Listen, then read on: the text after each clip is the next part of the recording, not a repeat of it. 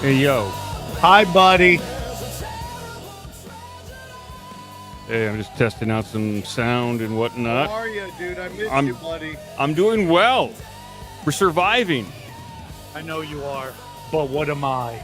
You're surviving, too. I am, dude. Thank you, buddy. Let's put the timer up on screen. We have a timer, so we're going to put it up on screen. Yes. It's just a like to have. We don't even really need to count down all the way. Oh. We'll count down to, what do you say, like 2 minutes. With 2 minutes left, we'll count down. We'll go for it. Okay, this is the last one. You can't be having this many of these. There you go. What do you say? Thank you.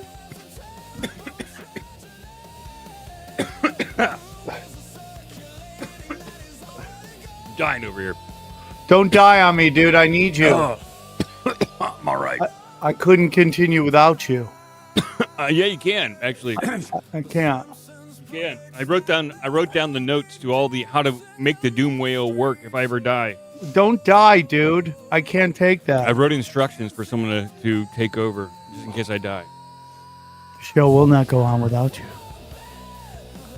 Oh, Johnny can do it. I'll send him a code base. So you say. Yeah, that's right. It is pretty complicated to run this thing. You are, dude. You're the glue, buddy. It's pretty complicated to run the wheel. What do you say? You want to go for it? Yeah, I say these kids need to do. Let's do it. Here we go.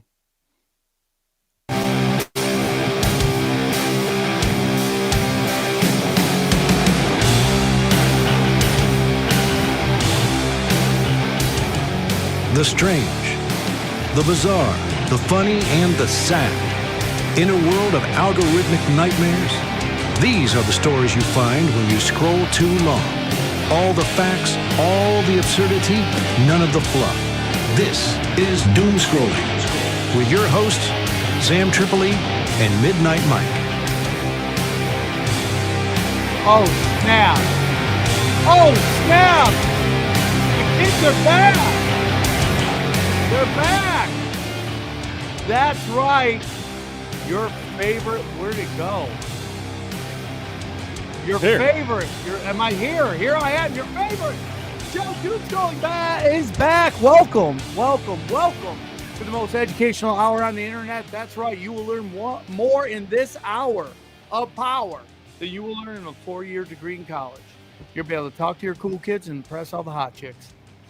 I'm Sam Tripoli. This is the man himself, the wizard, Midnight Mike. How are you, buddy? I'm doing good.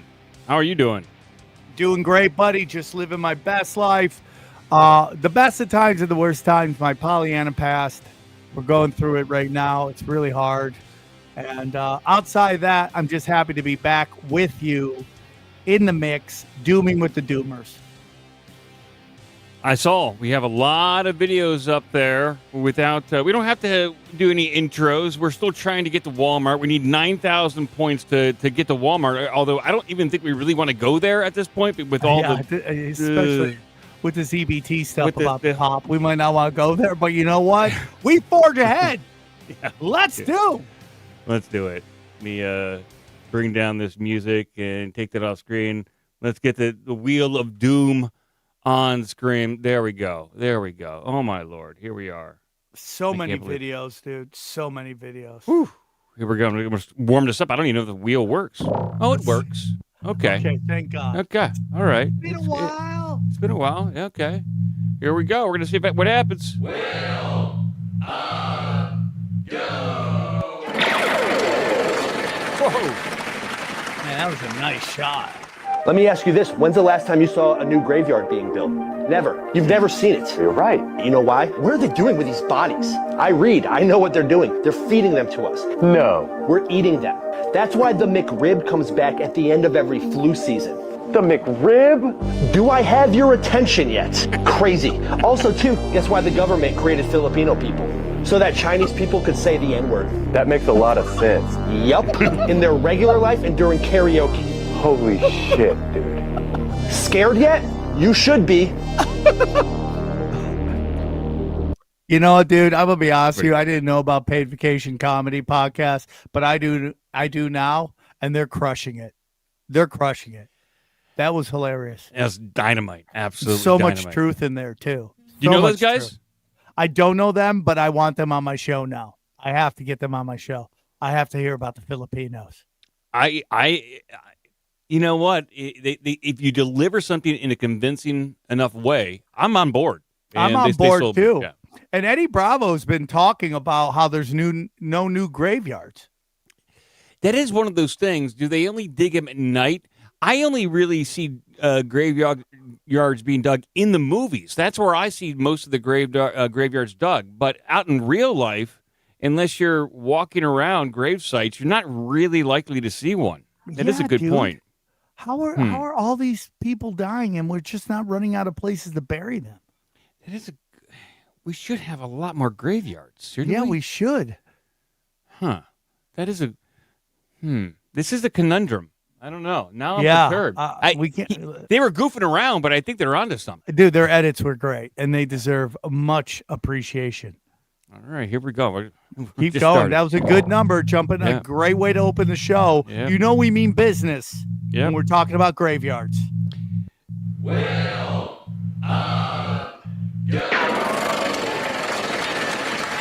Let's keep going.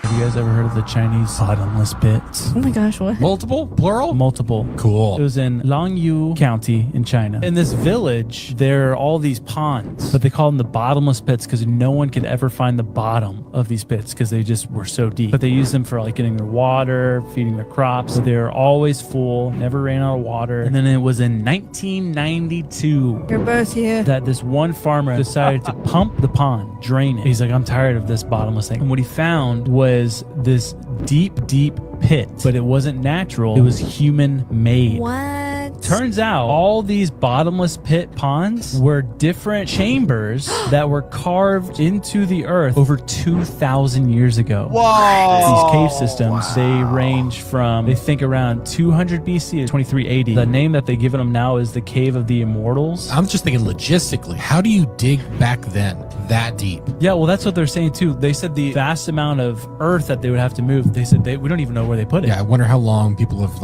known that the ponds have been there. I said, how long have these been filled up? And they said, according to dating of water retention, all this stuff, they said that they've been filled up for 2,000 years. I bet that the HOA or the group that was living around these ponds are like, I'm so mad. Don't be going draining my ponds. I use this pond to water my garden. There's all these people grumpy about it. As soon as he sees the head of the statue, he feels vindicated. But then the HOA people see it and they're like, listen, this is more real estate. We can rent this out. This is perfect.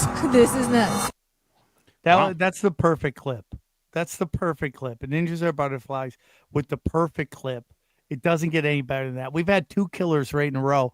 And, I mean, dude, that story was a roller coaster of emotions. Interesting. So another Asian type of clip there. Yeah. But yeah, that specifically was on the Asians. Yeah, I don't know what the wheel's doing to us, but it wants us to think something is going on in Asia. It's possible. But that is a fascinating tale that they spun right there with those super deep pits. It almost reminds me of Mel's Hole. You know that story of Mel's Hole? Became famous on Art. Her. What's her? Well, according to Art Bell, someone Mel who called up to his show back in the late 90s, early 2000s, claimed to have a bottomless pit on his property, and he would shove appliances down there, stoves, microwaves. I think a cow fell down there, and it never really got to the bottom of what happened with Mel's Hole. So something like that over there in China. China's got it's one too. What did you do with the water? Where'd that go? Are we just out of water now? Hey, dude, that's great. You found a bunch of statues, but I haven't taken a shower in a week. And they killed a lot of fish to do that, if you think about it. A lot of aqua life, a lot of pond life is just gone. That's what China does. Dude. I don't care. Gone. That's half your Chinese market right there. This way, fish. This we found out a hole, and they just eat whatever it is, dude. Well, then they like to repurpose over there. They'll eat anything over there. They love it. I think the wheel's too much Asian. It only gave us 120 points. You're right. It didn't give us a lot for that, but we'll try now. We'll try again. Here we go. Wheel of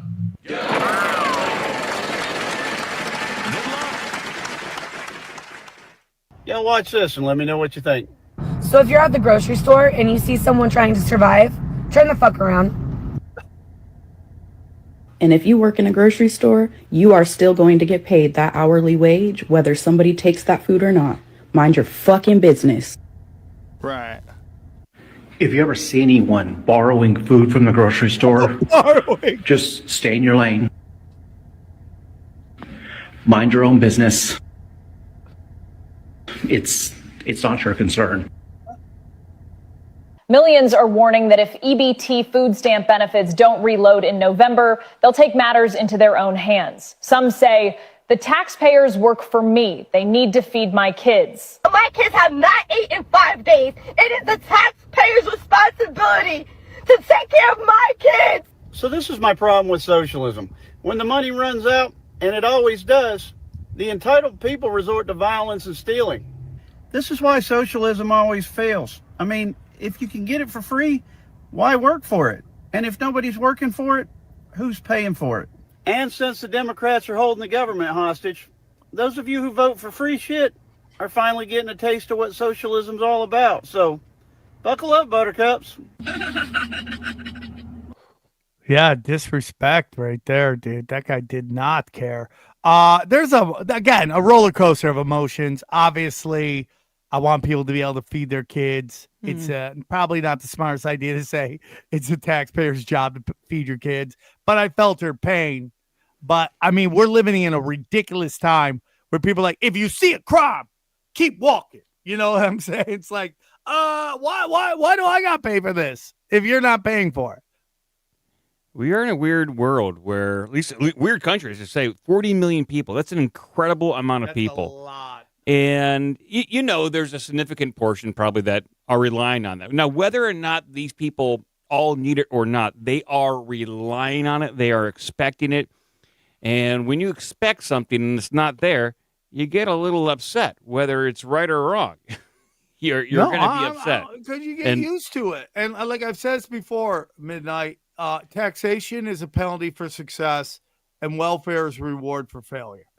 Yeah. And obviously, we've all had moments where things weren't working out. And that's what food stamps were meant for, was those moments where you just kind of need a moment to get back on your feet. It was never meant to be permanent. Well, I saw a statistic or a graph. I saw a graph online from 2019 till now. It has dramatically increased the number of people that are on SNAP and EBT, and it's almost the government's way of saying, listen, we know the economy is screwed. We know production is up, but wages are staying the same. So here, have some food stamps because no one's making any more money. We are now going into the oligarchy era of America, so be happy with food stamps. It's basically what they're doing now. So, yeah, I'm with you, dude. This is my favorite comment so much. Can't spell Walmart without martial law. I love that. That was very good. I'm with you on that, and it's super tragic. And we'll see what happens. Guys, real quick, if you love us, we know you do, you got to support us. You need to go to my man, Midnight Mike's website, and that is orbigdumbmouth.com, and you can check out his podcast there. You know, it is the most cerebral. It's an enigma. People love it.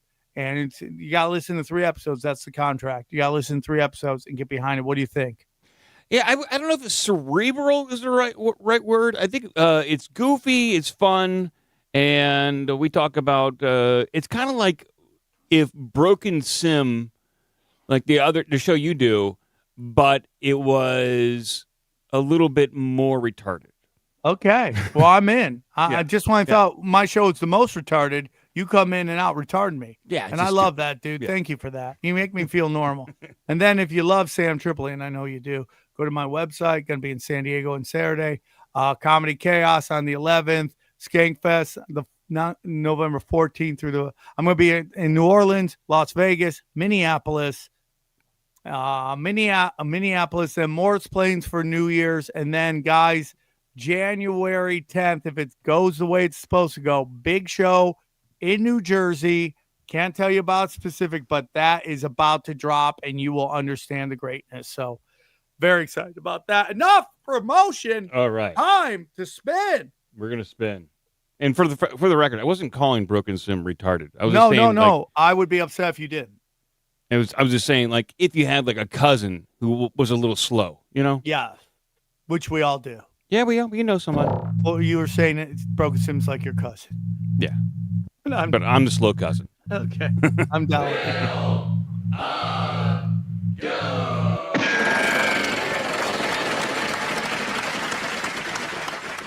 One of my friends who works at a bar said that she just got an ID where someone had a colander on their head, like for pasta. And I was like, oh my gosh, this is a whole thing. And I went into a rabbit hole with her that I haven't been down in a long time. This is a religion called Pastafarianism. And their beliefs is that the universe was created by the flying spaghetti monster. Oh yes, him. The pirates were the original Pastafarians and the decline in them led to global warming. And whenever you pass and go to heaven, this comes with a beer volcano and strippers. But if you do go to hell, this comes with stale beer and very poor stripper availability. And if you're anything like me, you might be questioning, how did this become a religion? Well, this whole religion was founded by a guy by the name of Bobby Henderson. He's a physics graduate from Oregon State University. The Kansas State Board of Education ended up improving the teaching of intelligent design as an alternative to evolution and science classes. Strongly disagreeing with this, Henderson responded with a letter. He argued that there's as much scientific evidence for a flying spaghetti monster as the creator of the universe as there is for any other form of intelligent design. He really just meant this all to be like a humorous thing, but this ended up making real world impacts. People made churches, here he is supporting gay rights, and in 2011, a man in Austria ended up winning the rights to wear a colander on his head in his driver's license photo, claiming that it was part of his religious practices, and this resulted in a lot of people putting colanders on their head. But they have commandments like any other religion, pretty solid ones. I especially like the don't be a meanie, eat fettuccine, and they're very intellectual words about how gravity is made. His noodles go around and push down on the population. That's how gravity works. Despite it being very humorous in nature, Pastafarianism has sought and even in some cases been recognized as a legitimate religion and has attracted a global following. And whether or not you believe in the flying spaghetti monster isn't really the point. Pastafarianism just reminds you that belief systems should never be above question. So just thought that I would share a Pastafarian wedding. This is kind of cool.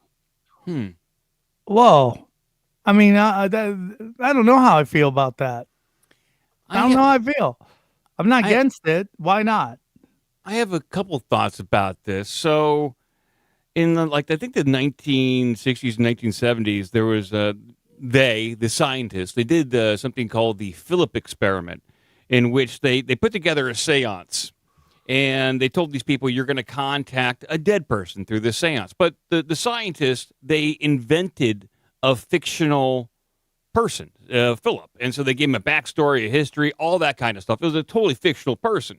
But during the seance, the people who were trying to channel this fictional person, unbeknownst to them, they were pulling out information from Philip and this invented fictional character. And it almost like the information that these scientists decided upon for the backstory of Philip materialized up in the ether, and the people who were performing the seance were able to pull that information that was invented.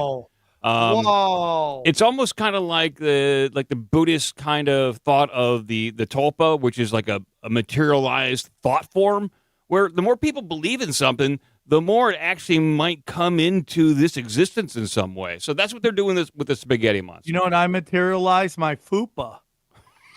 Yes, you can materialize a fupa. Based on my gut, I materialize a fupa.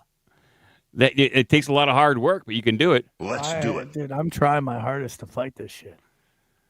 I'm trying my hardest. Let's spin the wheel. Spin. All right, we're going to do it. Okay, we got some points on that one. Right. We got some spaghetti. Thank you, almighty spaghetti monster. Spaghetti monster, thank you. I don't want to give you power, but here we go.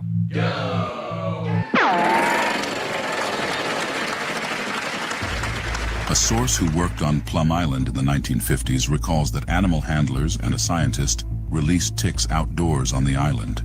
They called him the Nazi scientist. In 1951, they were inoculating these ticks. It would take years before residents in the area would learn what was happening on Plum Island. And when locals found out, tensions were high. Nobody wanted a bioweapons lab in their backyard. Moral issues aside, what if some disease made it to the mainland? After all, about 10 million people live within 100 miles of the island. A lab leak would be catastrophic. But even when the government finally acknowledged the facility, they said that 1, it wasn't researching bioweapons, and 2, there's no way anything could escape the island. But here's the thing. Those were both lies. Yep, dude. This animal facility, since 1954, when it was actually inaugurated as a biological warfare facility by Nazi Germany's top warfare officer that we secretly imported to the United States. The goal was germ warfare. Is that true? It really was a Nazi? A Nazi ran the place? An ex-Nazi? Yeah, his name was Eric Traub. We can find him in the depths of the National Archives and Record Administration, where I found him. Dang. AJ from the Y Files, yep. Good friends of mine for a He's one very of the long best. time, crushing it, doing it right, unlike this idiot, okay? 100%.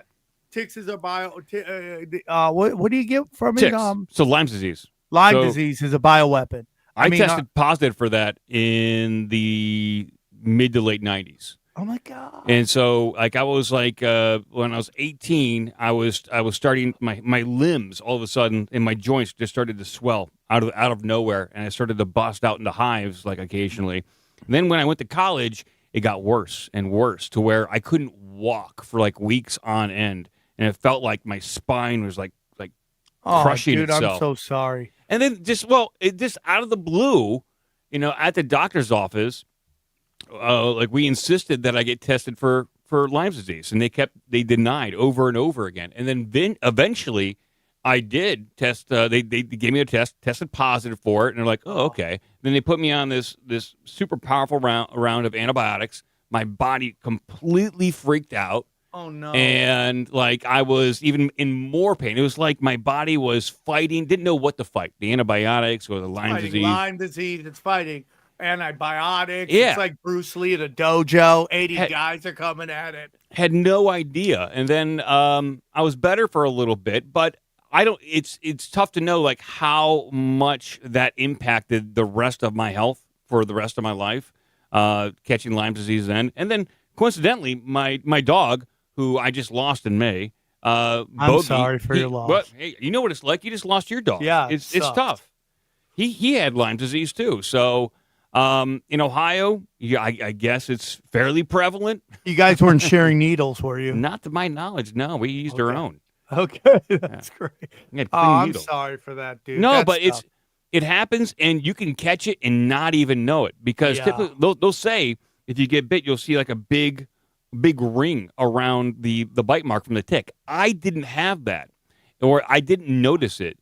So if you're experiencing like weird symptoms and you live in like Pennsylvania, Ohio, Indiana, like the northern states, get tested. It's very prevalent. They think my cousin has it and he won't get tested. He's like, if you go, you're gonna find something. Yeah. It might. Key press, Sam, you kicked ass on Kill Tony. Thank you. I enjoyed it. Tim Butterly was great to be on panel with. His rant about the double vagina girl was one of the funniest things I've ever heard. So Tony Hinchcliffe and Brian Redband have created an empire. Honored to be on there. Enough of that talk. Spin the certainly have. wheel. Here we go. It's happening. So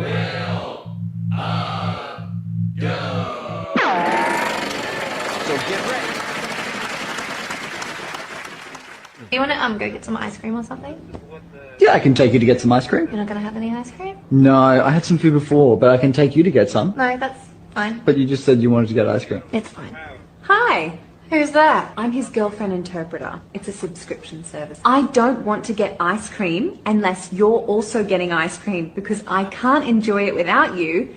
Doing it by myself will make me feel unloved and like a fat pig. Okay, well, I'll get some ice cream. Sure, that sounds like fun. No, the moment's gone now. What? I don't want ice cream anymore. You've ruined it because you're just going to do it because you know that I wanted you to. But you have to want it yourself. Do you want to do something else? Sure. What about putt-putt? Like mini golf? Yeah. Yeah, okay. I'd rather gouge my own eyes out than play mini golf with you. I think every woman probably secretly hates putt-putt.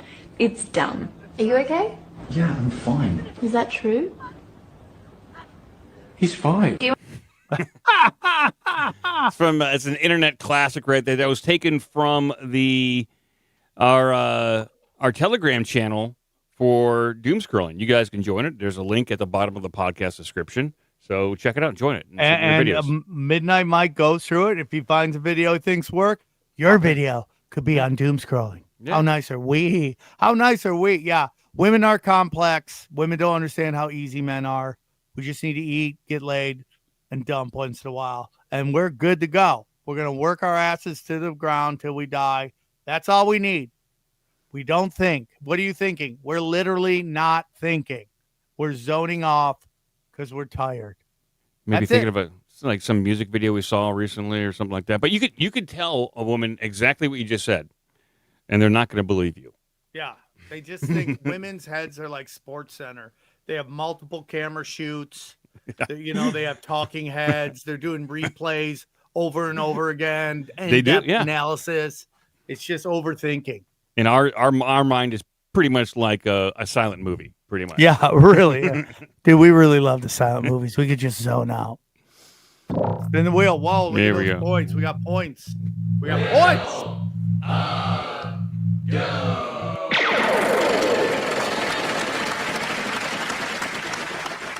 Mainstream artists are a central part of the matrix, even the ones claiming to be the realest, like Snoop Dogg. In August, he came out criticizing Disney for trying to shove the LGBTQ agenda down our throats after he watched Lightyear. Fast forward to now, and he just partnered with the Gay Lesbian Alliance Against Defamation to release a song called Love is Love for a new kids show. So as long as he keeps weakening society by glorifying weed and booze and gang violence, he'll be promoted. But when a star of this caliber goes off script, they don't cancel them. No.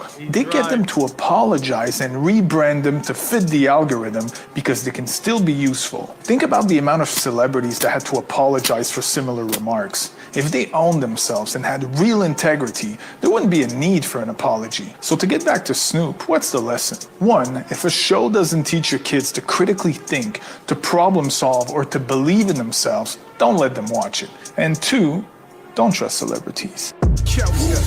Dude, Lenny. Oh, Lenny boy. Dude, nailed that one, dude. They cucked that dude so hard. They cucked him so hard, dude. Yeah, it's like, but okay, so I know you can always say like, oh, but Snoop doesn't need the money. Why would he bend a knee? So what else do they got on him? He got off that murder rap back in the 90s, That's it, yeah. And they probably got a bunch of other stuff on him. I'm assuming, he's doing weird stuff. Whenever you assume it's blackmail, just assume it's trans. That's what I assume. He was a bad boy. He ran with a bunch of bad boys too. So God only knows. The whole thing about that Compton rap scene is all those rappers, none of them were for Compton.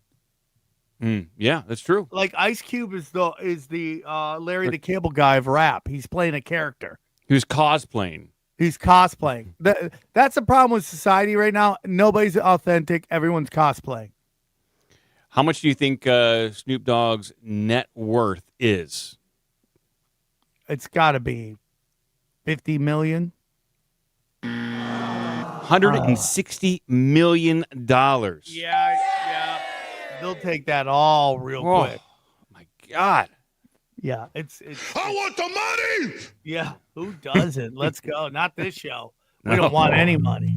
No, we're actively avoiding it. Everything we do. Easy was from Compton. I think he was. Yeah, Easy. Easy was the real deal. I don't know if you're aware of this, but there's something called second screen viewing, right? So it's a directive that's being handed out by big studios to filmmakers. Please, this sounds like what I'm really hoping it isn't. It is exactly what you probably think it is. This is something that stands up to... Which means that you have to acknowledge that people are on their phones the whole time they're watching telly. So you have to simplify the plot so that they'll be able to follow along while they're browsing on their phone. So that's why you'll notice now in random, like in TV shows, even with good actors, they're saying really obvious things about what's happening. They're laying out the entire plot line and all of their emotions and motivations. Like the language has become really bait and on the nose.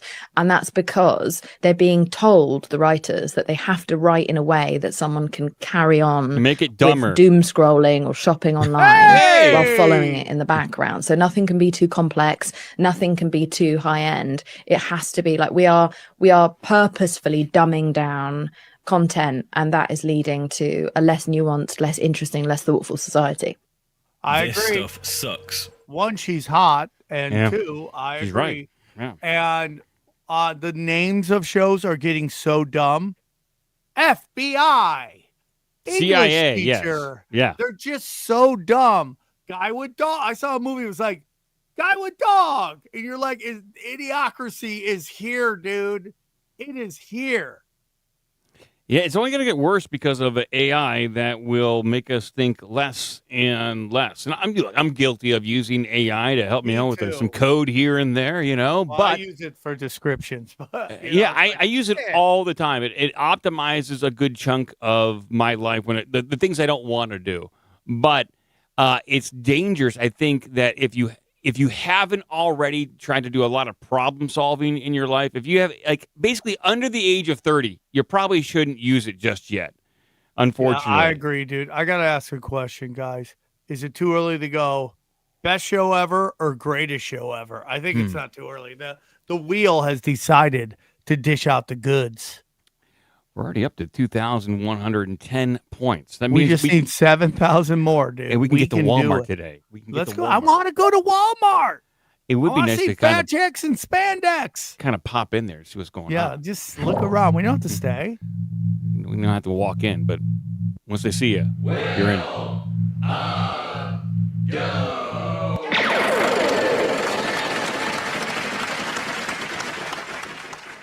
Israel will have an absolute enormous amount on Trump. He was so bankrupt, in for $1 billion. Wilbur Ross came in, still working for the Rothschilds at the time, organized 72 banks to bail out Trump. Trump is who Trump is because of that bailout. Sheldon Adelson and Miriam Adelson has given him $100 million for this election campaign. The strings of this, Donny, moved the U.S. Embassy from Tel Aviv to Jerusalem. Done. The Golan Heights of Syria becoming Israeli territory. Done. There's a location in the Golan Heights now called Trump Heights in appreciation. Part of that agreement, this has been reported in the Jewish press, Trump at some point in this presidency will sanction the Israeli annexation of the West Bank. They've got most of it now anyway. And so you've got the blackmail, you've got the fact that he's beholden to them because they saved his backside, and you put that lot together and it's no surprise, is it, that he does whatever Israel tells him. The deep state wasn't vanquished when Trump came to power. He just changed his personnel. Oh, well, David Icke, pulling no punches, calling it like he sees it. He's totally right. I didn't know it was $2 billion. I thought it was less money. But the Rothschilds 100% bailed out Trump way back in the day. Everybody hates socialism except for rich people.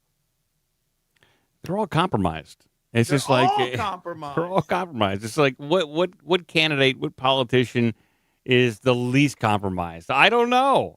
Is there one? I don't know. It seems like they all have dirt and they all can have their strings pulled. So this is the boat we're in. It's just billions of dollars in trans. Mm-hmm. Yeah, All don't right. trust anyone except for two people, Midnight Mike and Sweet Sammy T. Yeah, please. Please. Please trust us. Here we go.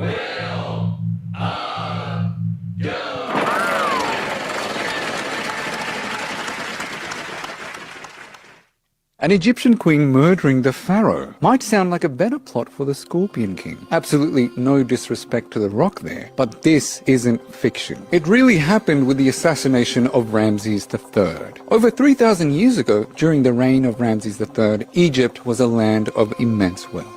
But even the greatest rulers make enemies. And for Ramses III, those enemies came from within his own palace. In the royal harem, one of his wives, Queen Tiye, was plotting to kill him. She wasn't the queen mother, and her son, Prince Pentawere, wasn't the rightful heir to the throne. But she had a plan to change that. She built a network of allies, palace officials, servants, and even magicians. They plotted in the shadows to cast spells and make their plan. And when it came, it was brutal. Ramses III may have been poisoned at first, but the final blow was unmistakable. A blade across the throat. Scientists only found physical evidence of this in 2012, when they conducted a CT scan to see that beneath the bandages, he had a deep cut through his windpipe. But the assassination of Ramses III left a scar on Egypt itself. And within a century, Egypt was no longer the empire it had once been. Let us know in the comments what other assassinations you'd be interested in learning about. I've said once, I'll say 1,000 times. Can't trust these hoes, dude. Can't trust these hoes. We get a bunch of magicians involved. It rarely works out well for anybody. When you get magicians and ass, danger. That is a recipe for danger. You know, the in the weeks that led up to Charlie Kirk's ultimate demise, there was a coven of TikTok witches that got together to cast a curse or perform a curse on Charlie Kirk. God. And they were pretty vocal about it. I think the online magazine Jezebel, I think, contracted them or asked them to do it, and they performed the ritual. And yeah, I'm not saying causation equals anything, but these TikTok witches, you know, TikTok witches, they be being bitches. You know what I'm saying? I know. Leave me alone, TikTok witches. Oh, what's worse, TikTok witches or Etsy witches? Ooh, that's the question. God is love in the chat. Jimmy the Lip, aka Jimmy the Dark, in the local celebrity. A lot of local celebrities. It's also Jamie Stah's birthday. Happy birthday, Jamie Stah. Wow, I can't Happy believe that. birthday to you. I love it, man. I don't even know how old you are. You're so young. Jamie Stah, happy birthday to you. Ah, but dude, look at our points. We're doing pretty good. A little bit. We're not even trying. We're staying loose. We're not even trying.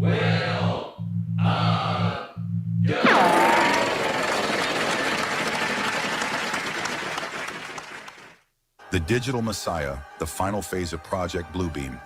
Imagine one day the sky splits open. A blinding light, a divine voice, and a figure descending from the clouds. Oh, man. Billions drop to their knees, convinced the prophecy has come true. But what if that savior was software? Oh. This is the final phase of Project Bluebeam. The alleged plan to merge faith, artificial intelligence, and holographic technology into one global spiritual event. The goal, to unite the world under a single religion, a digital God created and controlled by man. Here's how the theory goes. Massive satellites project a 3D hologram visible from every continent. Advanced AI, already capable of mimicking human speech and emotion, speaks in every language simultaneously.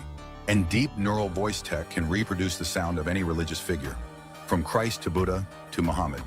Scientists call it technological transcendence, but conspiracy researchers say it's psychological warfare. Yes. Using faith itself as the weapon. Once humanity believes the divine has returned, one authority will rise to guide the new era, the global system that's been preparing for decades. When miracles can be coded and gods can be projected, faith becomes programmable. And whoever controls the code controls belief. So, when the sky opens, will it be revelation or simulation? If a divine figure appeared tomorrow, would you believe it or question it? Comment your answer. I'm going to go with question it. Yeah, I can't trust it. Can't trust it. Bomb, bomb, bomb. I can't trust it. Yeah, dude. No way, dude. No way. And I love that they have giant speakers in the sky. Like giant JBLs up there, bumping. Yeah. They have like your Trans Am speakers. Yeah, ground effects and hydraulics. And I love that one of the DTs coming down look like the UFC logo guy. But then the question becomes, what does Messiah look like? What is he? Goth Messiah? Is he MMA Messiah? Is he Compton Messiah? Like, what Messiah? Vote now in the comment. What do you think the Messiah will look like? Heavy metal? I definitely want my Messiah to be, good looking, nice body. Not too nice, though. And somewhat, handsome, but not enough to be enticing. And I want to see just a little rim where it looks like he's hung like a horse, because I don't want to get behind a guy who's not hung. I'm sorry. Yeah, but nothing that's too emasculating. Something you can nod in agreement with, but nothing that's intimidating. Not that your girlfriend can't stop staring at it, drooling. You're like, hey, stop with those eyes. And I think since they're doing a holographic projection, they'll do each version of that for a particular culture. So you'll have an Asian version, and then you'll have, a Caucasian version, and everyone's happy at that point. So nice. Well, if it's a woman, hot or not, it better be hot because no one's going to call an ugly chick. But this is it. It will come down to ravishing Rick Rude. That's how pretty much. Tight pants, much. nice abs, shredded, with Jerry curl hair. That's how I want mine. That's how I want mine to look. You know what? I might fall for it at that point. Yeah, if it's ravishing you're like, Rick. listen, You know what? it's It's hard to say no. Yeah, this is probably a psyop, but I'm in, dude. I'm This one in. works. Yeah, for sure. They got the formula for us down. So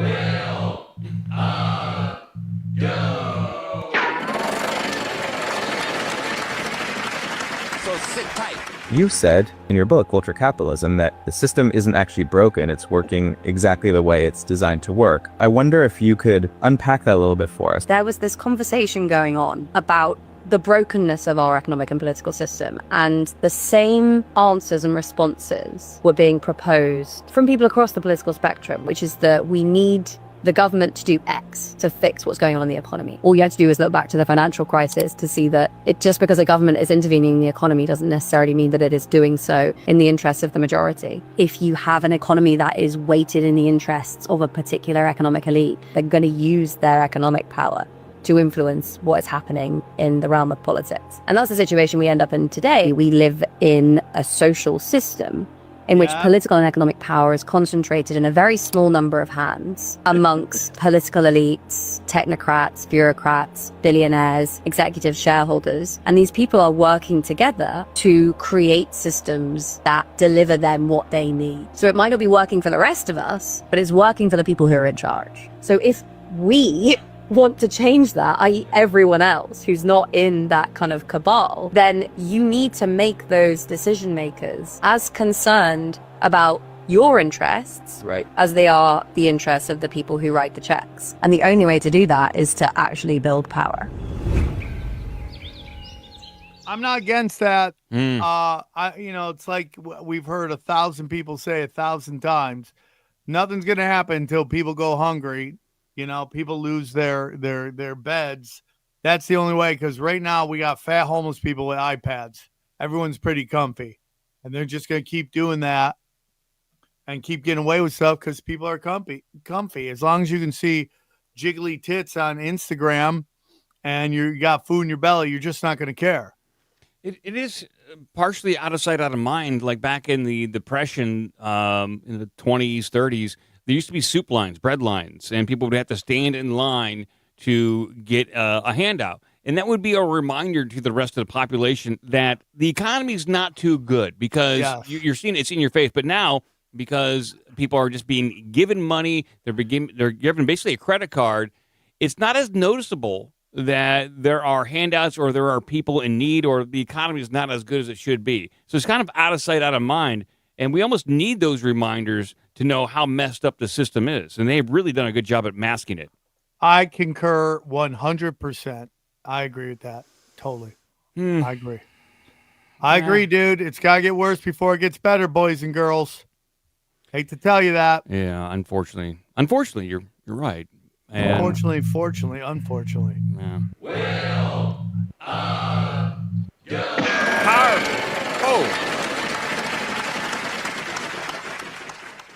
You must be mythologizing yourself and everything in your life. You must be taking every single occurrence as an omen or as a sign from God. You see, human beings are created in the image of God, but this is not only in mere physical appearance. God's ultimate nature is creation, and thus, as image bearers, that means that we are co-creators alongside him. But this ultimate power and understanding is only for those who have eyes to see and ears to hear. Romans 1:20 says, "For since the creation of the world, God's invisible qualities have been clearly seen, being understood from what has been made, so that people are without excuse." Everything visible points towards something invisible, and you are meant to unlock and recognize these secrets. This is why we have constellations in the sky that tell a story and never ever change. It is the written word of the invisible. The matter is the expression of the form. As above, so below. Maybe you have not seen the signs, but have you ever even looked? Proverbs 25:2 says, "For it is the glory of God to conceal things, but the glory of kings to search things out." Over 2,000 years ago, 3 men saw an omen in the sky that told them that the Savior had been born, and they honored and followed that sign. And now they have been immortalized in history history as wise men and kings. Was it 3 wise men or 3 kings? Once you realize this, you'll understand what is even the difference. This is why God speaks in whispers. This is why Jesus spoke in parables. Nature speaks in omens and signs. Are you listening? Perhaps the lone hoot of an owl on a quiet night is an omen that you are about to experience some intense wisdom that must not be taken for granted. Perhaps the rainfall is not mere precipitation. Perhaps it is a sign that the seeds that you have sown are now being watered to produce a plentiful harvest, and all you must do is reap when the harvest is bountiful. You see, throughout history, the wisest men of all time knew that there was no such thing as a coincidence under the supervision of a divinely intelligent creator. This is why in the Iliad it takes Calchas no time at all to recognize that the snake that slithers out from underneath the altar, climbs a tree, and swallows 9 sparrows whole before being turned to stone in front of their eyes was a sign that the Greeks and the Trojans would fight a 9 years long war before the Greeks took Troy in the 10th. Every flight of a bird, every symbol on the path, every message written in the stars were orchestrated to convey a message. Simply must seek, and ye shall find. But where can I seek? Everywhere. Psalms 19, the heavens declare the glory of God. The skies proclaim the work of his hands. Day after day they pour forth speech. Night after night they reveal knowledge. The wisdom is concealed, yet it is abundant. God is always speaking, but in symbols. This is why you must never doom. Nothing is meaningless. Everything is sacred, and nothing is happening to you. It is all happening for you. Everything in your life will change once you realize that the hardships that you are facing are simply tests to prove your merit before leveling up and receiving your next quest. But this level is so hard, and there are no tutorials or cheat codes, my brother. They are all around you. This does not mean to abandon rationality or reason. This means to understand that divine intelligence operates through patterns that are too complex to be measured and too personal to be coincidence. Living this way is to walk through life as both the student and the participant, co-creating with the author of life as his editor. Everything has already been written, but God too has given you a pen. What are you going to do with it? Man, Dang. That guy dropped some knowledge right there. How much ass does he get? All of it. I mean, do not bring your girlfriend around this guy. Do not bring him around this guy. You're going to be raising his baby. Okay?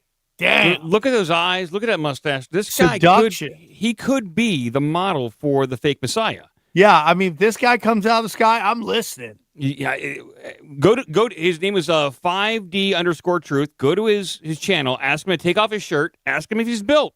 Yeah, and you better have a 6-pack with that face. And then don't be crass, but ask him what he's packing. Yeah, and then what are you packing? Big old pecker. Wow, not too big. Okay. Yeah, is it big? Not too big, bro. Yeah, we don't want to scare anybody off. Yeah, I'm with you, dude. I'm with you, dude. I think he's right.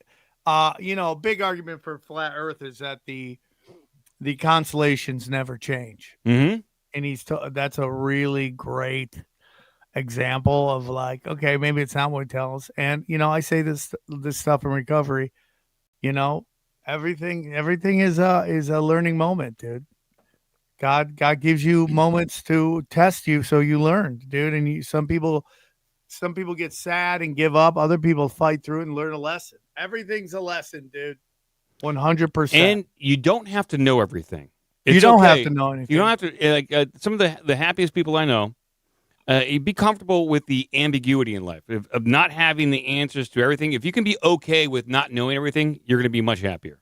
I wholeheartedly agree, buddy. I wholeheartedly agree. Just because. That's why. Thank you. Mountain your mom. Dude, that guy we just showed will mountain your mom. Yeah. For sure. He will mountain that mom without even thinking twice about it, and you're going to thank him for it. You got a new stepdad. It's Timo Jesus, okay? It's 5D truth, okay? He's coming for you tonight. So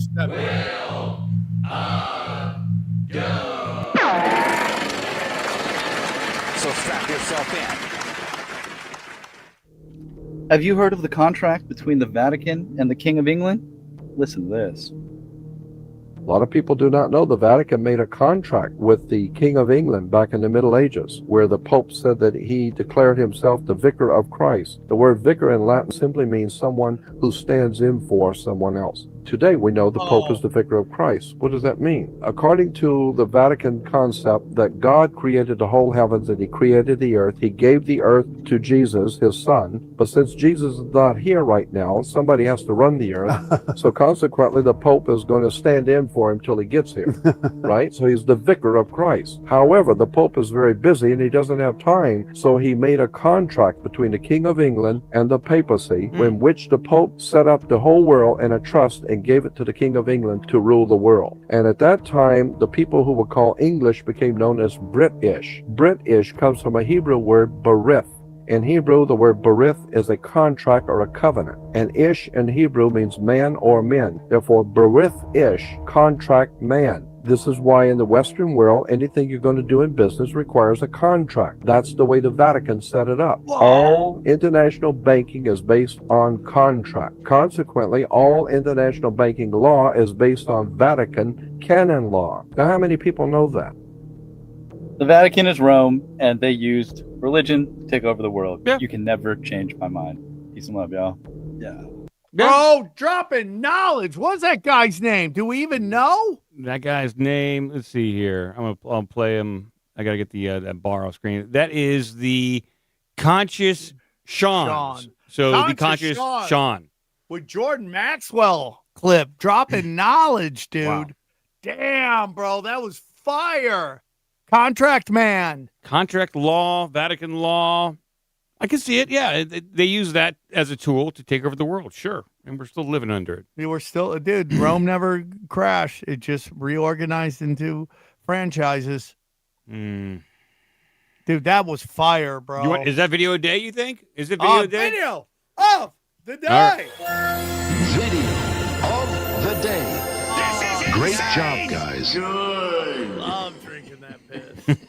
Well, we don't know what it is. That's true. That could just be honey, dude. Could just be warm lemonade. I don't know. Based on that face, it doesn't look like I'm enjoying. It could be warm lemonade. I don't know. That's true. Look at that. And I'm gulping it. Like, yeah, you are. Like my kid's life's on the line. You know, it's like, I need all of it. Look at that. I never stop. We'll never stop for the melted butter. We're at 4,000. It's going to be real hard to get another 5,000, but I never give up. Nope. We're going to do it. Here we go. Come on. I never give up. Could be apple juice, someone said.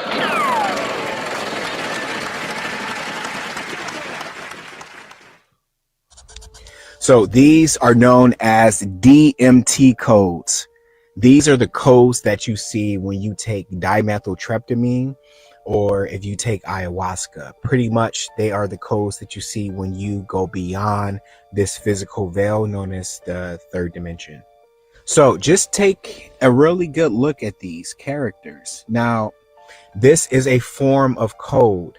What if this code that you see when you go in the astral realm, what if this code is the code that our computer code is derived from? What if this code is the language that writes the simulation? For example, what if you were to take, one code, mix it with another code, and then that creates soil? Mix two other codes, that creates the rain. Keep doing it, and then you can create multiple elements that can then bring about a physical reality. So what if this is the code for our simulation? Yeah. And if that's the case, is this the language of God?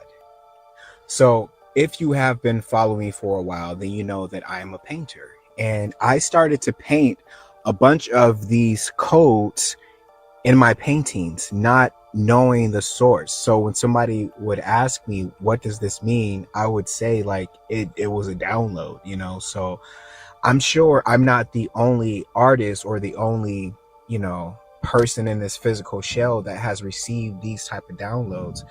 I'm sure somebody's watching right now has also seen these type of codes before. So what if a lot of these codes can be read by our subconscious mind like hieroglyphs? What are these? Are hieroglyphs for the soul? I don't know too many millennials that don't know what this symbol means. what if this symbol was one of those codes that we all just used to be in first grade drawing, not knowing what's the origin of this symbol? Also, side note, this symbol also looks like infinity. The symbol could also represent the journey of souls. Anyway, that's all for today. Let me know what you all think. If you have somebody that has taken DMT, or you're a frequent visitor to the astral realm, or you take ayahuasca, let me know if you've seen those codes before and what's your perspective of these codes and what do you feel when you see them. If you want to see more videos like this, please like, share, follow so that I can continue to make these content for y'all. Take care. I love you. Peace. I feel like we can only have a black conspiracy chicks commenting on black conspiracy theories. Yeah. So here is KRS USA, the snake eating itself, maybe. Respect, Hot Black. Respect. That was Astro 5D. Have you known anybody that has done DMT? I tried DMT a long time ago, but Pollyanna wouldn't let me drift. She'd bark. She'd keep barking. Wouldn't let me drift. So thank you, Pollyanna. Once again, you saved my life. So I had a friend do it not that long ago, Chris, and he told me that when he was over in the DMT realm, he saw symbols much like that. He couldn't describe it. He described it as something like symbols or like language you'd see like in Japan or China. Like he couldn't read it, but each object had a particular symbol placed upon it, almost as though that was its encoding, that was its variable. And he basically said, yeah, we live in some kind of matrix, and every object has a code associated with it. And I was like, okay, well, thank you for I mean, like, he could be right. I take one code, I take another code. Still, like, I have big booty Latina. I don't know, dude. It's out there. Yeah. You know? It's I just got like I got to go to that guy's channel. I got to figure out who wrote down all those codes. Is that the complete language? Is those all the alphanumeric symbols that we need? And then how do we decipher them? And then how do we use them? How do we decipher them? How do we use them? Yeah. That is okay. That's the question. That is the question. We got to go hard in the Here we go. Right, we're doing it. Make it to Walmart. The best we can get is Target at this point. Yeah, Target is on the way.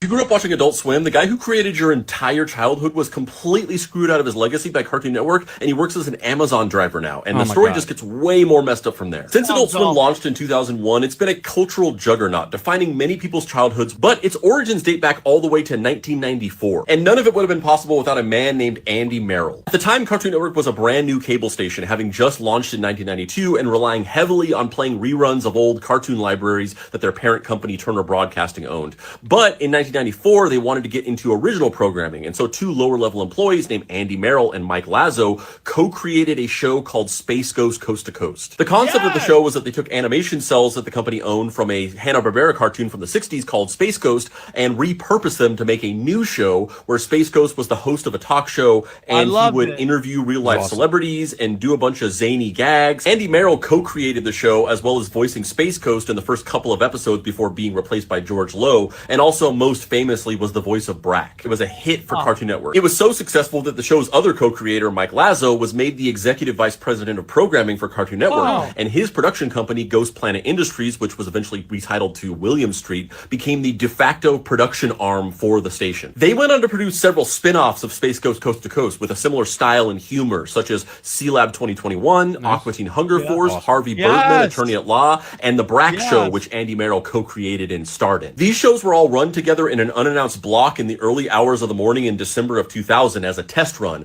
but then were brought together into a permanent late-night block of programming called Adult Swim in September of 2001. In fact, you might not remember this, but Adult Swim premiered on September 2nd of 2001, only 9 days before 9/11. But despite having co-created the show that started this entire empire and directing and co-creating several of the other shows that aired on Adult Swim, Andy Merrill was never elevated to executive status like like his friend Mike Lazo, and stayed in lower-level programming and voice acting positions for years at the company. Merrill left Cartoon Network in 2013, likely due to layoffs, though it's unclear. Never having been given any proper ownership, credit, or most importantly, royalties for any of these shows that he helped create and this empire that he helped build. He was forced to start driving as an Amazon delivery person to make ends meet. He also supplements his income with occasional convention appearances and some voiceover work. This all came to light in 2024 when somebody on Twitter made a post about the 30th anniversary of Space Ghost Coast to Coast, to which Andy Merrill quote tweeted the post and responded by saying, "If you would have told me 30 years ago that today I would be at the bottomest, rockiest rung of the rock bottom ladder, I wouldn't have believed you." And he's actually on this app and posts all the time. I'm not going to tag him because that feels kind of weird, but if you look up his name, you can find him. However, we should all show some respect for the guy who literally created our childhoods. And real quick, if you like my videos and you want to see more in-depth writing from me, you can do that here. Wow. And what a cruel lesson that corporate America is just going to spit you up. I mean, it's just ridiculous, dude. And it's like unnecessary. And what about his coworker? Treehouse Detective, by the way. I love his content. What about his coworker there that got promoted to executive? He's like, hey, you know what? Buddy up. We came up together. We were both basically in the mailroom pounding our pud, and then we get promoted to make a show, and then I get promoted. Yeah, you're on the bottom. You're not going to throw him a few bucks? You're not going to give him like a couple points on like Space Ghost DVDs? Dude, if I ever get pulled to the top of DoomScrollin Enterprises because we get bought out by a bunch of Zionists, I will pull you up. You don't ever have to worry about that. Strum me a few If bucks. India comes in with a bunch of money, you and I are going to the top. I will not leave without you. Yeah, okay, great. I'm all for it. I'm looking for a payday. I will never let you go, bro. All right. Every time the show comes on Tuesday, you decalcify the pineal gland of the many. R.I.P. Pollyanna. Thank you. Rest in peace, Polly. How old was your dog? 15. Wow. Yeah. That's good ripe age. Yeah, my dog was like about 14. And for big dogs, that's a good age. That's a great age. She was a mix of Basenji and Ty Ridgeback, and she is missed already very much. It's not easy. Her in the front yard. It's not easy. My girlfriend, we were going to put her in a cemetery, and she's like, "No, she's going in the front yard." I'm like, "Okay." Well, they're not digging any more graves in cemeteries, so yeah. Yeah, so thank God you don't become hamburger meat. Yeah, I buried my dog out back, and I go visit his grave almost every week now. Oh, I love that. Yeah, I'm gonna do that too. I'll go outside and meditate. I still have his muddy paw prints on my studio. I refuse to clean them up. I refuse to clean them up. Oh, I love him. I still do. Wow, we miss our dogs. Come on, give us a dog video to cheer us up. Cheer us up.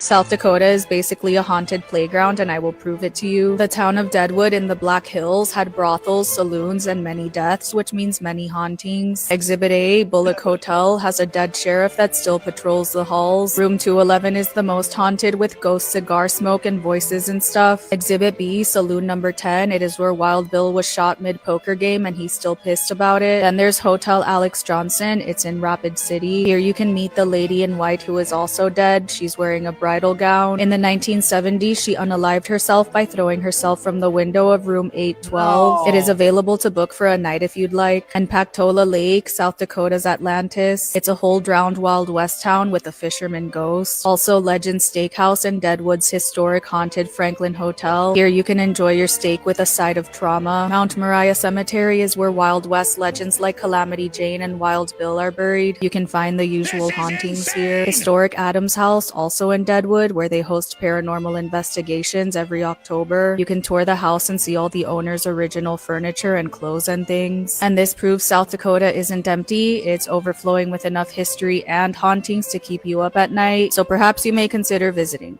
Or not. It's really up to you. Oh my, wow. She didn't blink once. You notice that? She is a robot computer. She's a hot Finbot. Of haunted knowledge. It's so weird. She's like so monotone. Like, I think there's something wrong with her, but she's doing something, and she's wearing like some sort of like ball gown, some sort of nightgown. Some sort of attire. She's got like a good gimmick. It's just very weird gimmick. How late? Someone just asked how late you are. You're an hour and 5 minutes late. That's how late you are. right. Yeah, she's hot. She's haunted. I'm in. Yeah. I couldn't pay attention. It was I so would like to monotone. see her blink to make sure it's not an AI. Yeah. Blink, please. We're going to go for it. Here we go. Come on. So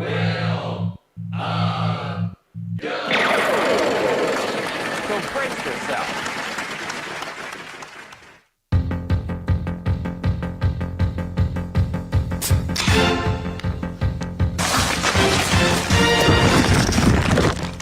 Good. All right, pick it up.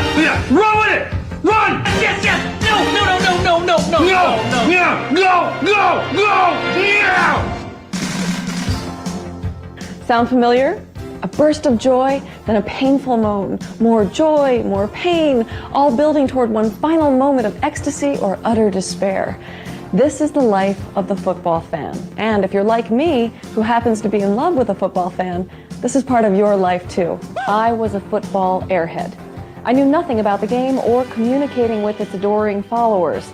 My ignorance was neither charming nor amusing. It's hard to realize how really, really big a football field is. It's big, almost as long as most shopping malls. Imagine throwing a package from Macy's to Sears and having your friend catch it. Wow. Now imagine while you're trying to throw the goods, the 11 biggest, strongest shoppers in the mall are charging at you, determined to bring you down. Grandma will Let's say tackle you. you're the X's and the other team is the O's. We'll call you the kisses and the other guys the hugs. You can run the ball or pass the ball or both to get your 10 yards. Let me give you an analogy. Let's say you're playing a game in which you're given a list of 10 swimsuits. You've got to find all 10 swimsuits that fit you in your size on clearance sale, and you can only go into 4 stores to accomplish the mission. If you do this, you get another list of 10 more sale items to shop for in another 4 stores. I understand now. In football logic, you'd say, first store. Okay. Have fun. There's football woman's guide. Wow. Dude, that's got to be a video of the day. I mean, that was just, I mean, I hate drinking piss, but I'm willing to do it for that video. Video of the day. Great job, guys. Good. Push this dick. That video was so good. That woman, like, now she'd be blown away how catered. Oh, They just cater everything to women. Like all the analysis is women. Everything's women. You got women doing statistics, breaking stuff down. It's like unbelievable. She just had to wait 30 years, and it would have came around for her. But oh, well. They need to do a video for men about women gossiping. Like, Yeah, they do. The girls chat. This is what we talk about. This is what we break down. This is how it goes. We will talk about everything you don't want us to talk about. That was kind of like with the first video with the interpreter. Guys, we have a local celebrity in the crowd. Chad Sincata is here from my high school. He was also on Cortland High School Purple Tigers bowling team. Chad Sincata, everybody. Local celebrity is here. Wow, Chad Sincata is visiting us. We are so lucky. Today was a big day. Today, you know, this show just went from best show to greatest show, dude. Chad Sincata. We'll remember that day. Hey, we'll this spin's for you, Chad. Thank you, Chad. This is for you.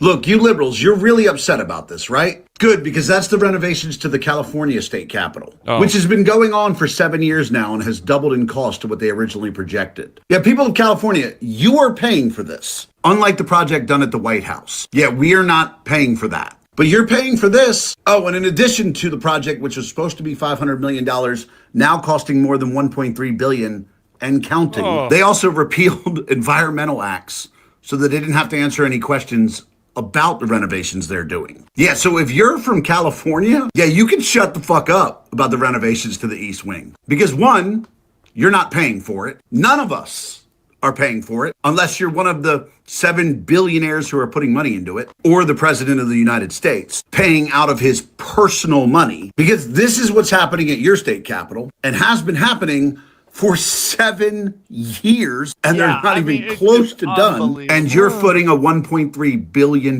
bill for currently, it's going to be more. It's unbelievable, dude. That's the older millennial. I can't believe millennials look like that now. I know.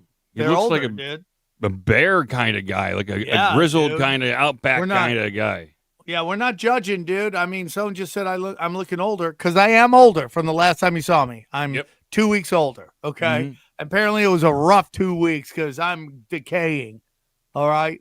But yeah, they're totally. I mean, dude, anything that Gavin Newsom touches is just corruption and garbage. Yeah, I follow him on Twitter, and he's quite the tweeter. He's got the team behind him. He likes to shovel it out. That's for sure. Chad's in the comment. Love you, Chad. You're a good guy, buddy. I love you. Okay, we're almost at 6,000. I don't know. We got like 9 more minutes. We're never going to see Walmart. No, Hey, listen, never say never. We're gonna try, and then we're gonna go to Sam's Corner, where it's just. I don't have a lot. I don't have a lot in Sam's Corner. It's Chad's Corner today. Chad's Corner now. All right.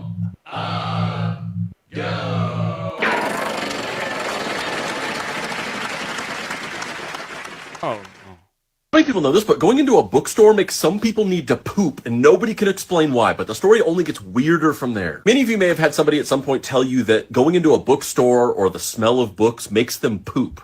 Or maybe it's you that experiences this. I remember the first time I heard about this was when I was in high school. My cousin told me that the smell of books made him have to go poop. And I just thought he was screwing around. He was the type of kid who would say that reading is boring, so I just thought he was being a jerk. But apparently, this is a very real phenomenon that many people experience. It's called the Mariko Aoki phenomenon. And basically how it works is many people report that when they walk into a bookstore or they're around a bunch of books, they suddenly have this overwhelming urge to have to go to the bathroom.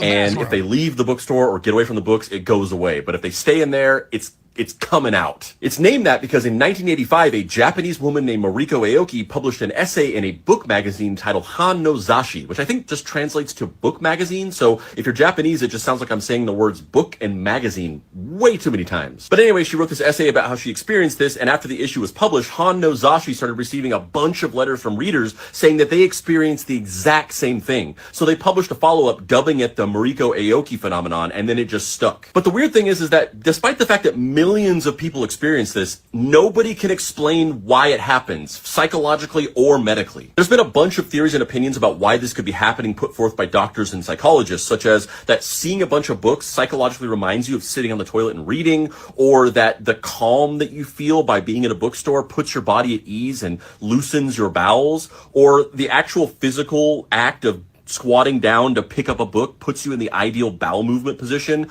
or even that a bunch of chopped up wood from the paper of books is somehow a laxative. But none of these things have ever had enough data to prove that they're the reason why this is happening. And to this day, nobody can explain it. It just happens. And while I don't personally experience this at all, I used to work in a Barnes & Noble and a Borders books for years, and I had countless people come up and tell me this, which I did not ask them to do, but they told me anyway. People in bookstores get weirdly personal. I had to watch a woman ask her husband for a divorce over the phone one time, but that's a different story for a different time. And real quick, if you like my videos and you don't mind that I'm a little sweaty because there's no air conditioning in the Mystery Treehouse, and you want to see more in-depth writing from me, you get him can an do air that conditioner. here. Dude, let's fund this guy. Get him an air conditioner. He's dropping knowledge, and he's sweating. He's sweating trying to get you the knowledge. Well, That's I think unbelievable. We'll know probably next generation if it is like just if you're habitually reading books and magazines in the bathroom, then this next generation, or pretty soon, every time you take out your phone, you're going to have to go to the bathroom, because now people just take the phone instead of like a book or a magazine. So we're going to see people constantly crapping everywhere soon. I agree, dude.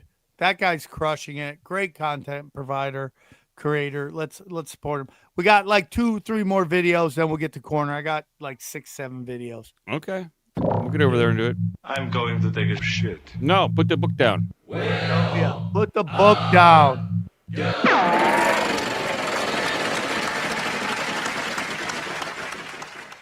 90% of the internet just vanished and nobody's talking about it. Vanished? What are you talking about, Peter? Here's the story.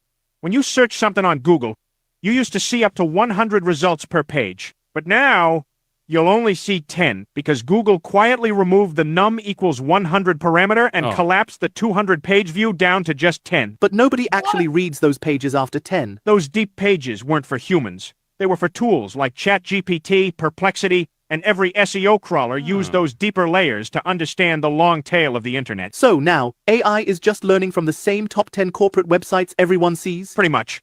The internet's diversity just got flattened. It's like training every AI model on the same handful of headlines, while ignoring the independent voices that make the web worth reading. That's brutal. But why would Google do that? Doesn't it hurt their own data too? Google says it's about efficiency, but the truth is deeper. Limiting results per page throttles mass scrapers, rank trackers, and competing AI crawlers. It keeps the data flow under Google's control. Fewer requests, less free crawling, and more dependence on their APIs. So it's not just about search UX, it's a data control move? Exactly. And the ripple effects are massive. Reddit impressions dropped, SEO tools started missing rankings, and even analytics dashboards are showing fake traffic drops because they can't see past page 10 anymore. So if I run a small brand or a blog, my content basically disappears from both Google and the AI bots. That's the scary part. Small sites rely on those deep pages for organic discovery. Without them, it's like running a store where the highway entrance is closed, you exist, but nobody finds you. Damn. That's not an SEO problem anymore. That's a supply chain failure for information. Exactly. Google used to distribute discovery, now it owns the pipeline. The flow of information to AI shrank by 90% overnight, and most people haven't even noticed. So, what's the fix? How do creators or startups survive this blackout? You build your own distribution. Newsletters, communities, APIs, and direct feeds, Email channels list. you control. The future will automate distribution, but until then, owning your reach is survival. So the internet didn't die, it just got fenced off, and now you have to climb the fence yourself. Exactly. The web isn't smaller. Access to it is. The future belongs to whoever builds their own gate, not whoever waits for Google to open theirs. Wow. Yeah, I didn't know that. That's an interesting little. It's tech fact. shocking. Yeah. And Google sucks. Yeah. Yeah, I wanted to buy MySpace a long time ago. I almost had the money to do it, and then it fell through. I wanted to make it the conspiracy website. Is that still around? I'm going there right now. Is MySpace Look, still I there? think it is. I remember when Friendster was still up, and they were like, yeah. our top account, and it was just like a blank avatar. I was like, oh no, Friendster. Yeah, That MySpace guy's is got still me there. nuts. It's still there. It's a music thing, right? Yeah, it's just a music thing. Yeah. Aw. Where's Axe Jeeves? I wonder how Jeeves is doing. Ask Jeeves. I think he's still kicking. He's a little older now. I miss him. Yeah, I just use Yandex. Yeah, Ask Jeeves. You can go to ask.com. I wonder if they have a lot of pages there indexed. Maybe Yeah. not. One more video. All right. One more video, then we'll have some fun. All right. I think. I was going to ask Jeeves something, but never mind. No, ask Jeeves No, something. no. Please. He's sleeping. He's very tired. Very old. I think we got no points for that. It doesn't feel like we got anything.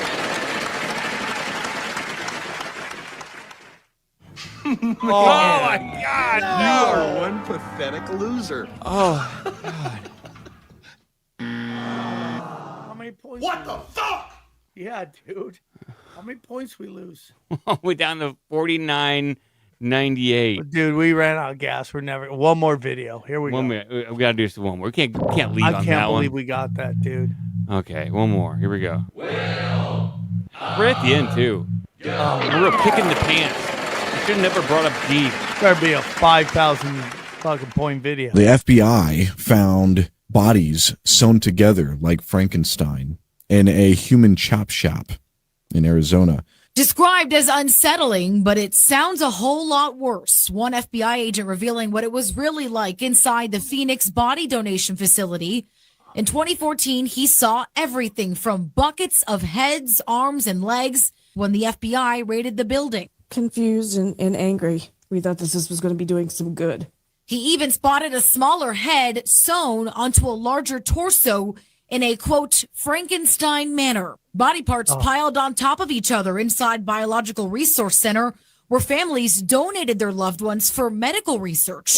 Some say the company violated everything they promised. The limbs, according to that agent, with no apparent identification. The company sued months after the FBI raided families claiming their loved ones weren't treated with dignity and respect, a promise written on their own consent forms. The company also accused of selling body parts for profit after saying they'd only use the parts they needed and would cremate the ones they didn't and return them. A torso with a head apparently went for $2,400. Yeah. Oh. A leg about $1,100. They'd even sell knees and feet alone for under $500. Damn, I can get $500 for my feet. So this is something that has been going on for quite a while, and you can actually on certain Facebook marketplaces, like certain groups, they will sell body parts on closed Facebook groups. And so on OBDM, we would cover these stories of people like buying heads on Facebook or a foot, and then you'd if you wanted to buy a head, you would have to contact somebody at a mortuary down like at Alabama State University, and they'd send you up. And so you donate your mother's body to science, the morgue grabs it and hawks your mother's body parts on Facebook. And it's not just one story. It's a lot of these different stories that go on. And so this guy was doing something similar. Yeah, you ever hear about that guy who donated his mom's body for research and they found out they strapped it to a rocket and they blew it up? Well, I mean, they technically weren't lying, were they? Well, I guess. But why would you bury your loved one? I know. It makes no sense to me. I mean, dude, I'm burying my dog. Why would I bury a loved one? I know. And you probably in your heart like, oh, mom loves science, and she would want her body to be used for science. And then, then she shot up into the air by Elon Musk, And then, there goes mom. It's offensive, dude. I'm getting I got a lot of love in Pittsburgh, according to the comment section. Thank you, guys. Here we go. Sam's Corner. Sam's Corner. It's Sam's freaking corner.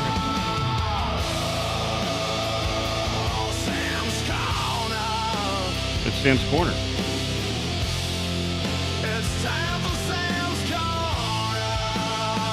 There we go. We don't got to play the entire thing. It's 30 seconds. No, it's great. Okay, then we'll turn it back up. Come on.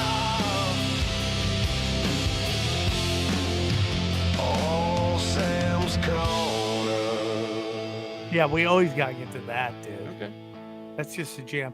I'm going to play this video because it resonates with me. Here we go.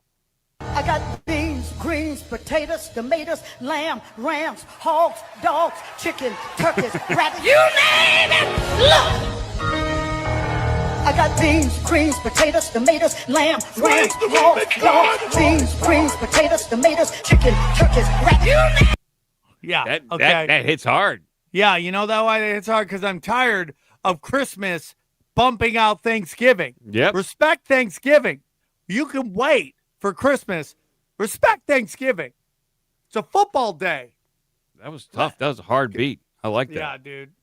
I love it. I got Okay, here's another one I think is very important and that we have to really, really respect what this guy's saying.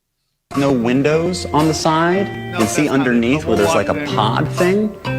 What's that, right? Take a look at this wreckage. See how there's no plane parts on the ground there? What does that look like? A missile. Classic. Yeah, classic. That wasn't it, but I wanted to show you this other one. But then we may have played that twice. But who cares? It's a classic. It's a classic. It's amazing. Let me see. Oh, here it is. This is the one I wanted to play. This is very important. Man, that all my friends in bands and stuff, they used to play shows and bitch about. Nailed it. Absolutely nailed it, bro. How we all change. I mean, people can grow, but man, the hypocrisy is nuts. I think we need to just bring it back a little bit and appreciate life. Here we go. I got run over by a choo-choo. Oh, Tyrone's thing. Sorry, guys. Tyrone's face. Tyrone's clip. I didn't. I'm my sorry God. about that. Oh, dude. my God. I got run over by a choo-choo. Here we go. This one's it, dude. These pranks are out of control. Here we go.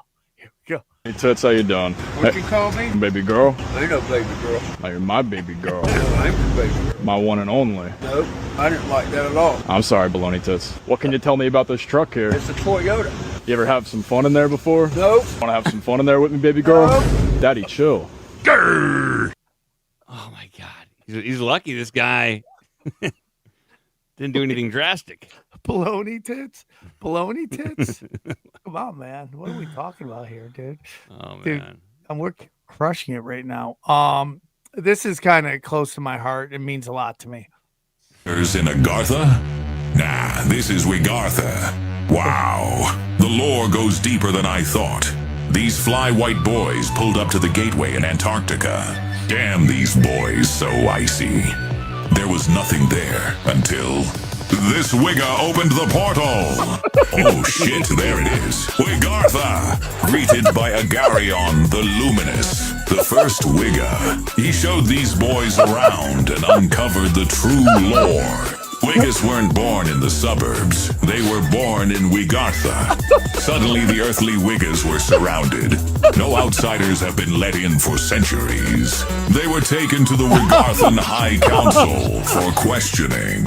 Only true Wiggas could pass the test. Does thy Wigga truly have motion? Yes, they flexed up on the OGs and were unanimously granted residency. They were each given Wigarthan snow bunnies as an offering. Oh, snap. It got them thinking.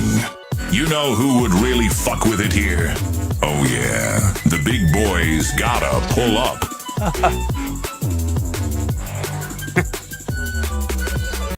Dude, that was fire, dude. Damn. Dude, that could have been a video of the day. AI is good for something.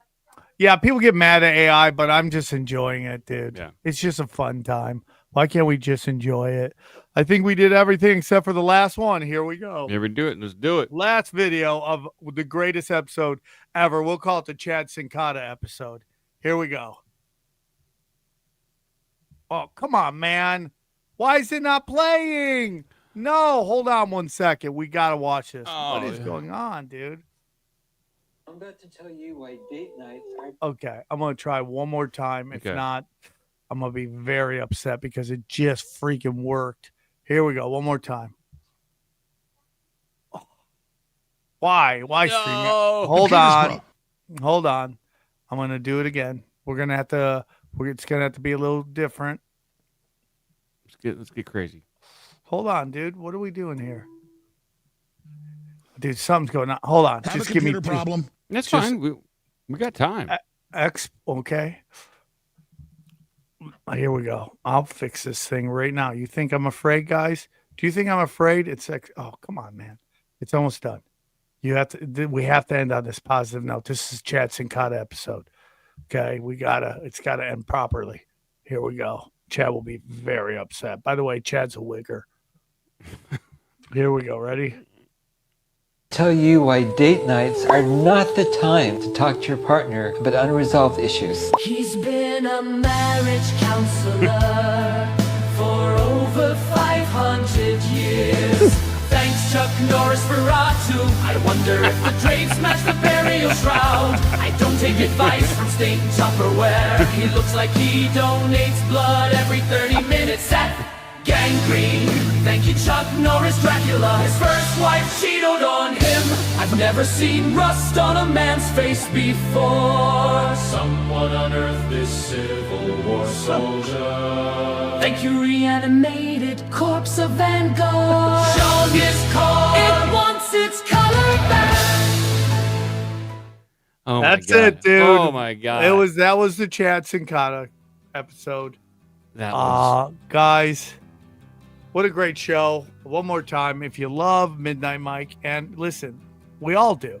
Even if you don't. Even if you don't. Go there and hate watch, okay? Yeah. Go to ourbigdumbmousepodcast.com. Support him, support me, support us. And then if you want to support me, because I know you love me too, unless you're in the Kill Tony comment section. Got big shows coming up here. Got big ass shows doing big ass shit. San Diego, Hollywood, New Orleans, Las Vegas, Minneapolis. Okay. And then Morris Plains, and then Atlantic City on January 10th. If you're on the East Coast, you can make it. I'm telling you, you want to be there. Once again, sorry for taking off last week. It was Pollyanna morning week. We miss her. We miss her. Without Pollyanna, I wouldn't be here. Dana misses her. I miss her. We love you very much, Pollyanna. Thank you for 15 years of love. And thank you, Midnight Mike, for all you do on the show. And we love all the doomers. Like, subscribe, say something nice. Help us beat the algorithm because they're killing us right now. Thank you, buddy. I love you, Mike. Thank you. See y'all later.